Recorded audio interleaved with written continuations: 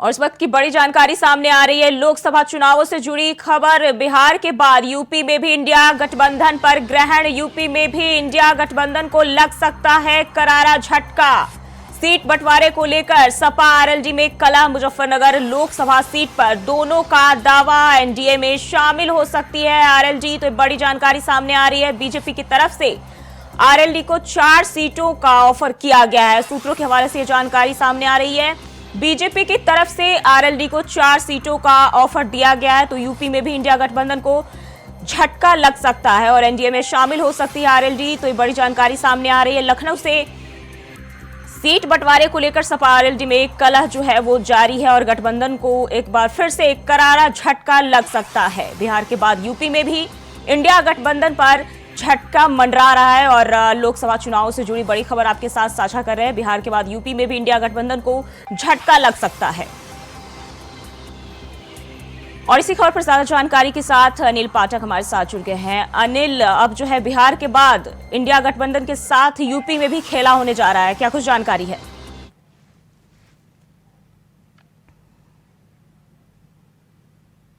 में भी खेला शुरू हो गया है।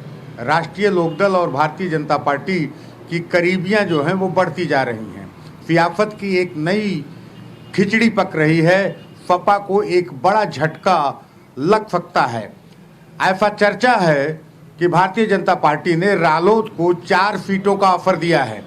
सबसे बड़ी बात है कि अभी तक रालोद की तरफ से किसी भी तरह का कोई खंडन नहीं आया है, जिससे इस बात पर पूरा आशंका बढ़ती जा रही है कि कहीं न कहीं भाजपा और राष्ट्रीय लोकदल के बीच कुछ जरूर नया होने वाला है। जी, मुजफ्फरनगर लोकसभा सीट के अलावा और कौन कौन सी सीट है जहां दोनों के बीच जो है रार तकरार देखी जा रही है इस वक्त?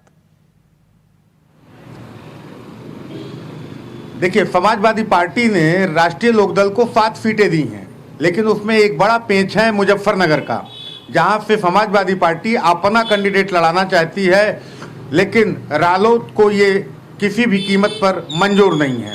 एक तो ये पेंच है, दूसरा ये सियासत है जुई। यहाँ पर घाटा और मुनाफा देखा जाता है। आज इंडिया गठबंधन उत्तर प्रदेश में मुनाफे का सौदा नहीं रह गया है राष्ट्रीय लोकदल के लिए। इसलिए राष्ट्रीय लोकदल का मानना है कि अगर भाजपा के साथ गठबंधन करके अगर कम सीटें भी मिलती हैं तो हम जीत की तरफ ज्यादा सीटें ला सकते हैं। जी, कहीं ना कहीं ये माना जा सकता है कि अब बिहार के बाद बीजेपी जो है यूपी में भी अपना दांव चल सकती है। एकदम बेशक बीजेपी ने एक बड़ा खेला शुरू कर दिया है पश्चिमी उत्तर प्रदेश से।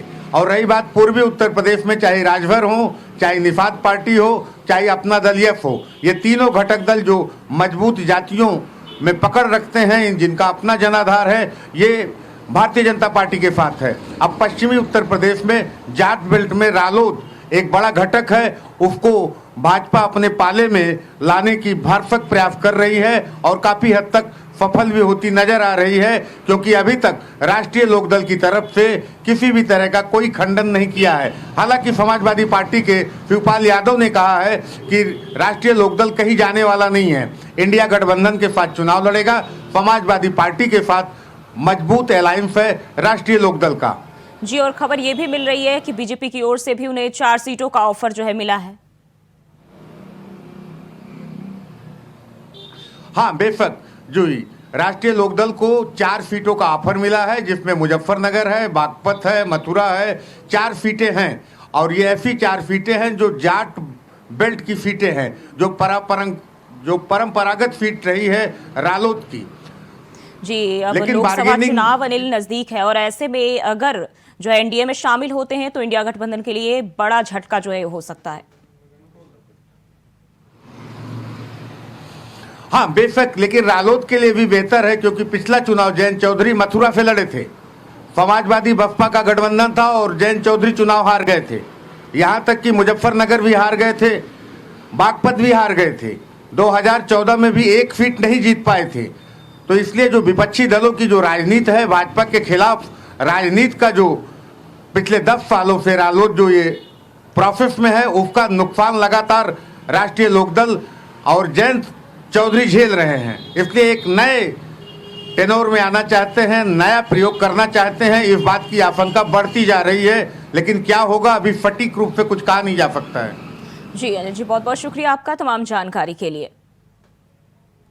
और दिल्ली से बड़ी खबर सामने आ रही है। सुप्रीम कोर्ट में अजित पवार गुट ने कैविएट दाखिल की।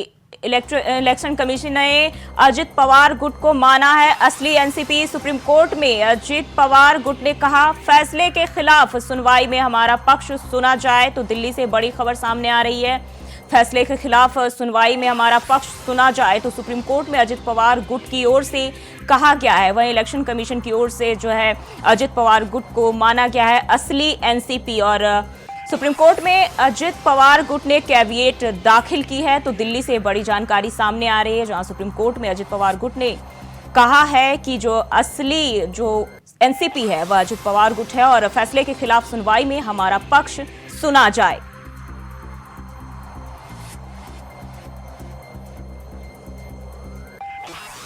तो दिल्ली से बड़ी जानकारी सामने आ रही है, जहां सुप्रीम कोर्ट में अजित पवार गुट ने कैविएट दाखिल की है और इलेक्शन कमीशन ने अजित पवार गुट को असली एनसीपी माना है।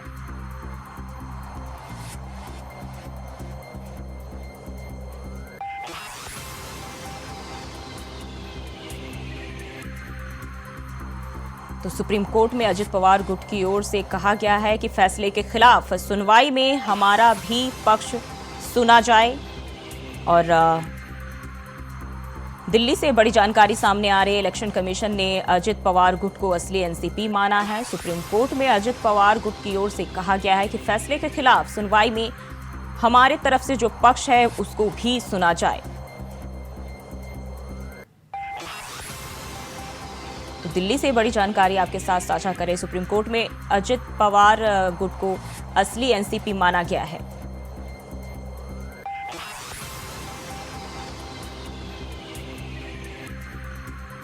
और सुप्रीम कोर्ट में अजित पवार गुट ने कैविएट दाखिल कर दी है। और इसी खबर पर ज्यादा जानकारी के साथ अजय चौहान हमारे साथ जुड़ गया। अजय, सुप्रीम कोर्ट में अजित पवार की ओर से जो है उनके गुट की ओर से कैविएट दाखिल की गई है, क्या कुछ जानकारी सामने आई है?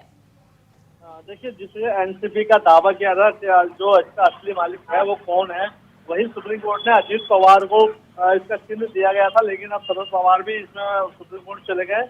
उन्होंने कहा कि जो चिन्ह है वो हमारा है, पुराना है, लेकिन अब दोनों की याचिकाएं एक तरफ सुने गए थे, लेकिन उन्होंने कहा कि हमारी भी याचिका सुनी जाए। यानी कहीं ना कहीं चुनाव चिन्ह को लेकर के 4 बजे तक इसका फैसला आना। चुनाव आयोग में भी इसकी कॉपी भेजी गई है कि आखिरकार ये चुनाव चिन्ह किसको मिलना चाहिए। तो दोनों देखिए, शरद पवार और अजित पवार दोनों इस समय कोर्ट में पहुंचे हैं और दोनों सुनवाई की जा रही है। लेकिन 4 बजे तक इसका फैसला चुनाव आयोग की तरफ से आएगा। सुप्रीम कोर्ट भी इसका 3 बजे का इसका फैसला सुनाएगा। अब देखना ये होगा कि जो चुनाव है, जो घड़ी और चश्मा है, वो किसके हक में जाता है। जी, तो कहीं ना कहीं चाचा को बेसहारा करने के लिए ये जो दांव है उन्होंने चला है। बिल्कुल, देखिए, जो चिन्ह के लिए काफी समय से ये विवाद था, लगातार सुप्रीम कोर्ट जाता रहे, हाईकोर्ट गए, चुनाव आयोग भी गए, लेकिन अजित पवार को जो ये चुनाव चिन्ह दे दिया गया था। लेकिन अब शरद पवार चाहते हैं कि ये चुनाव चिन्ह हमारा है, संगठन हमारा पुराना था, जिसको लेकर याचिका लगाई है। अब देखना यही होगा सुप्रीम कोर्ट इसमें किसके हक में क्या देता है। ये अब आने वाले समय में जो 4 बजे समय होगा, फैसला सुनाया जाएगा, तभी पता चलेगा कि आखिर ये चुनाव चिन्ह है किसका। जी, 6 महीने से भी अधिक से चल रही ये जो तकरार है, क्या लगता है कब तक जो है थम सकती है?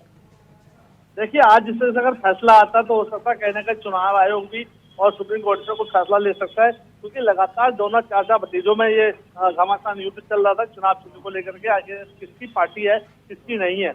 लेकिन दोनों आज पहुंचे हैं, दोनों के हक में जो फैसला आएगा वो इन दोनों को मानने होगा। लेकिन ये जरूर है कि अजित पवार ने कहा ये हमारा चिन्ह है और हमें ही मिलना चाहिए। क्या लगता है अजय, सुप्रीम कोर्ट की ओर से क्या फैसला आ सकता है, किसके हक में आ सकता है? देखिए, अब ये तो सुप्रीम कोर्ट ही बताएगा किसके हक में आ सकता है, किसके नहीं आएगा, क्योंकि पहले से ही अजित पवार को ये चिन्ह दे दिया गया है। लेकिन शरद पवार कहते हैं कि हमारा चिन्ह हमें मिलना चाहिए। दोनों की दलील अभी सुप्रीम कोर्ट में चल रही है, जो फैसला आना है वो देखना होगा। जी, बहुत बहुत शुक्रिया अजय तमाम जानकारी के लिए। तो इलेक्शन कमीशन ने अजित पवार गुट को जो है असली एनसीपी माना है और एक बार फिर से शरद गुट और अजित पवार के बीच जो है रार तकरार का दौर देखने को मिल रहा है। और विधानसभा सत्र के दौरान सदन में बीजेपी विधायक रमेश जायसवाल ने चंदौली का नाम बदलने का प्रस्ताव रखा, जहां चंदौली का नाम बदलकर वाराणसी गंगा पार करने का सुझाव दिया गया और वाराणसी से अलग करके चंदौली जिला बनाने पर तत्कालीन मुख्यमंत्री मायावती को भी कोसा। चंदौली का नाम बदलने का इस दौरान जो है प्रस्ताव रखा गया।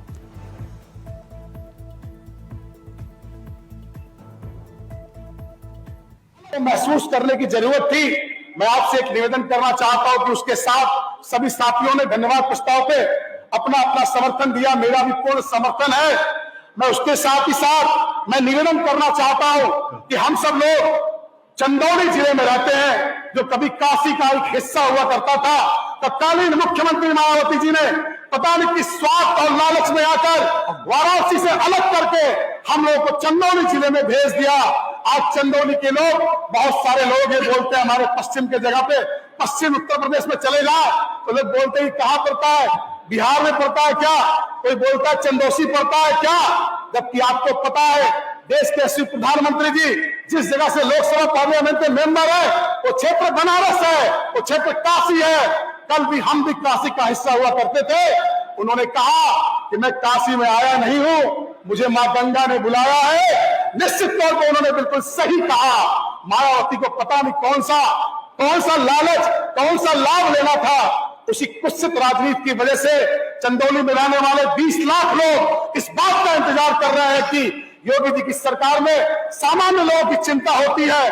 20 लाख लोग बात जोड़ा है, एक मां गंगा के आंचल में अपने जीवन को जोड़ते हुए गुजरात से काशी में आकर लोकसभा चुनाव लड़कर पूरे देश का संचालन कर रहे प्रधानमंत्री जी ने जब ये बात कही कि मुझे मां गंगा ने बुलाया है, तो उस 20 लाख लोग कसूर क्या था जिनको लोकमत हासिल किए बगैर चंदौली बना दिया गया। मैं इस सदन के माध्यम से पूरे चंदौली के लोगों की आवाज आपके इस सदन में आप सबके सम्मुख रखना चाहता हूं। सभी के सभी सदन के सभी सदस्यों से इस बात की अपेक्षा करता हूं, निवेदन करता हूं कि 20 लाख लोग आपके आशीर्वाद की आकांक्षा में यह जो रहे कि उनका यह बेटा रमेश जायसवाल इस बात की मांग उठाएगा कि प्रयाग में जैसे गंगा पार यमुना पार प्रयाग हुआ, उसी तरह से चंदौली के नाम भी बदलकर मां गंगा की आंचल में पले बड़े हम लोगों को पुनः गंगा से जोड़ दिया जाए। और चंदौली क्योंकि गंगा पार है, इसलिए चंदौली का नाम बदलकर वाराणसी गंगा पार कर दिया जाए। और वहीं मथुरा वृंदावन में महत्वाकांक्षी प्रोजेक्ट ठाकुर बांके बिहारी मंदिर कॉरिडोर का बजट अप्रैल में मिल जाएगा। योगी सरकार ने इस प्रोजेक्ट के लिए पहले चरण के लिए सोमवार को बजट सत्र में 150 करोड़ रुपए का प्रावधान करने की घोषणा की है। ठाकुर बांके बिहारी में कॉरिडोर मंदिर के सामने 5.65 एकड़ क्षेत्र में प्रस्तावित है। वहीं अधिग्रहण के लिए कई दुकान मकानों को चिन्हित किया जा चुका है। ठाकुर श्री बांके बिहारी मंदिर में लाखों की संख्या में श्रद्धालुओं की भीड़ हर बार उमड़ती है, जिसको देखते हुए मंदिर कॉरिडोर का निर्माण किया जाएगा। कॉरिडोर के निर्माण में लगभग 500 करोड़ से ऊपर की धनराशि के खर्च होने का आकलन किया जा रहा है। बजट की घोषणा होते ही प्रशासन ने इसकी तैयारी भी शुरू कर दी है।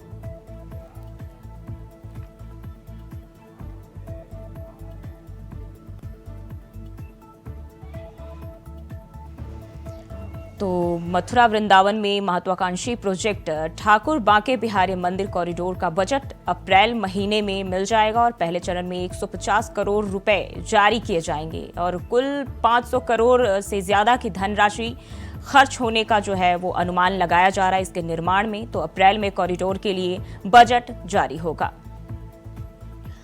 और इसी खबर पर ज्यादा जानकारी के साथ मोहम्मद फारूक हमारे साथ जुड़ गए। फारूक, ठाकुर बांके बिहारी मंदिर कॉरिडोर का बजट अप्रैल महीने में मिल जाएगा, इसको लेकर क्या कुछ जानकारी है? जी, आपको बताते हैं जो ही वृंदावन में महत्वाकांक्षी प्रोजेक्ट है, ये ठाकुर बांके बिहारी मंदिर कॉरिडोर का बजट है जो अप्रैल में मिलेगा। मुख्यमंत्री योगी सरकार ने इस प्रोजेक्ट के लिए पहले चरण के लिए जो सोमवार को बजट पेश किया था उसमें 150 करोड़ रुपए का प्रावधान करने की घोषणा की है। ठाकुर बांके बिहारी कॉरिडोर मंदिर के सामने 5.65 एकड़ क्षेत्र में ये प्रस्तावित है। अधिग्रहण के लिए कई मकान और दुकान लगभग 200 से अधिक जो है चिन्हित किए जा रहे हैं। ठाकुर बांके बिहारी मंदिर में लाखों श्रद्धालुओं की भीड़ के मद्देनजर कॉरिडोर का निर्माण होना है। कॉरिडोर का निर्माण इसलिए आवश्यक है कि इसको लेकर जो है कुछ लोग हाईकोर्ट भी गए थे जो प्राचीन स्वरूप है, यानी जो कुंज की गलियां हैं वृंदावन की, वो कॉरिडोर बनने से खराब हो जाएंगी और उनका स्वरूप नष्ट हो जाएगा। इसको लेकर कुछ लोग वृंदावन के हाई कोर्ट गए थे, लेकिन हाई कोर्ट से भी भीड़ के मद्देनजर हाई कोर्ट ने भी कॉरिडोर निर्माण के लिए प्रशासन को हरी झंडी दे दी, शासन को हरी झंडी दे दी और कॉरिडोर का निर्माण इसलिए और आवश्यक बताया गया कि यहाँ पर लाखों श्रद्धालु आते हैं और भीड़ के दबाव में पिछले कई बार श्रद्धालुओं की मौत भी इसमें हो चुकी है और तमाम श्रद्धालु जो है दम घुटने की वजह से बेहोश भी होकर जी फारूक कई बार यह जो है विवाद में रहा है, लेकिन अगर हम बात करें तो अप्रैल महीने में जो है इसके लिए बजट जारी किया जाएगा और उसके बाद अगर निर्माण की प्रक्रिया की बात करें तो वो कब से शुरू हो सकता है? जी आपको बताते हैं कि ये निर्माण जो है अप्रैल के माह में लगभग शुरू हो जाएगा, लेकिन प्रशासन ने इसकी तैयारी अभी से शुरू कर दी है क्योंकि जो मकान और दुकान कॉरिडोर के बीच में आ रहे हैं उनको जो है अभी चिन्हित किया जा रहा है। उन पे मुआवजे के साथ साथ उनको हटाने की भी कार्रवाई होगी। पहले मुआवजे की कार्रवाई होगी, फिर उनको हटाने की कार्रवाई होगी। इसी को लेकर इस कॉरिडोर के निर्माण में लगभग 500 करोड़ के ऊपर की धनराशि खर्च होने का इसमें अनुमान है और इसमें जो है 500 करोड़ की जब धनराशि खर्च होगी तभी जो है कॉरिडोर बन पाएगा, जिसमें से मुआवजा भी है और बहुत सारी जो है और अन्य प्रक्रियाएं जो होती हैं निर्माण में वो भी हैं। इसको देखते हुए वृंदावन के ठाकुर बांके बिहारी मंदिर के जो गोस्वामी हैं और लोग हैं उनमें खुशी का माहौल है कि भीड़ का एक दबाव कम होगा और प्रशासन जो है लेकिन अभी से इसमें तैयारी में जुट गया है। जी फारूक, जो मकान और दुकान अधिग्रहण के लिए चिन्हित किए जा रहे हैं बाद में उनको सरकार की तरफ से क्या सुविधा मुहैया कराई जाएगी? जी आपको बता दें कि इसमें जो है जो मकान और दुकान करीब 200 से ऊपर चिन्हित किए गए हैं उनको जिनके पास में लीगल कागज होंगे और जो डॉक्यूमेंट्स जिनके पास होंगे उनको सबको मुआवजे की का दिया जाएगा प्रशासन की तरफ से और शासन की तरफ से।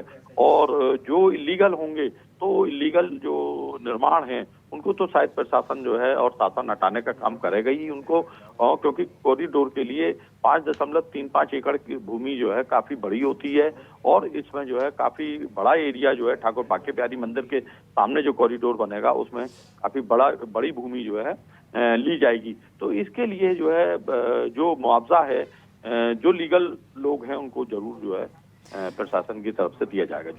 जी पहले चरण की बात कर ले तो 150 जो करोड़ की राशि है वो सरकार की ओर से दी गई है। बाकी अभी ये कहा जा रहा है कि तकरीबन 500 करोड़ जो है इसमें लग सकते हैं, उसको लेकर क्या जो है जानकारी सामने आई है?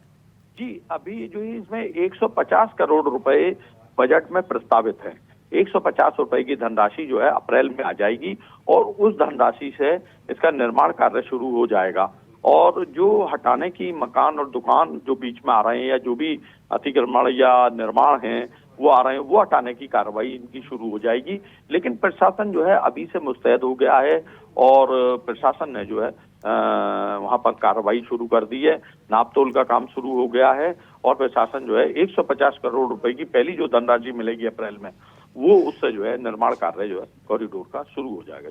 जी फारूक, बहुत बहुत शुक्रिया आपका तमाम जानकारी के लिए। और लोकसभा चुनाव में बीजेपी की प्रत्याशी चयन प्रक्रिया अंतिम चरण में। बीजेपी की प्रत्याशी चयन प्रक्रिया मिशन 80 को पूरा करने के लिए एक एक सीट पर मंथन, प्रत्याशी प्रस्तावित करने की योजना पर काम कर रही बीजेपी। 40% मौजूदा सांसदों के काटे जा सकते हैं टिकट, मैदान में उतारा जा रहा यूपी के मंत्रियों पार्टी पदाधिकारी को। तो बड़ी जानकारी सामने आ रही है, अधिसूचना जारी होने से पहले आ सकती है प्रत्याशियों की पहली सूची। 17-18 फरवरी को दिल्ली में बीजेपी राष्ट्रीय कार्यकारिणी की बैठक के बाद प्रत्याशियों की घोषणा का सिलसिला हो सकता है शुरू।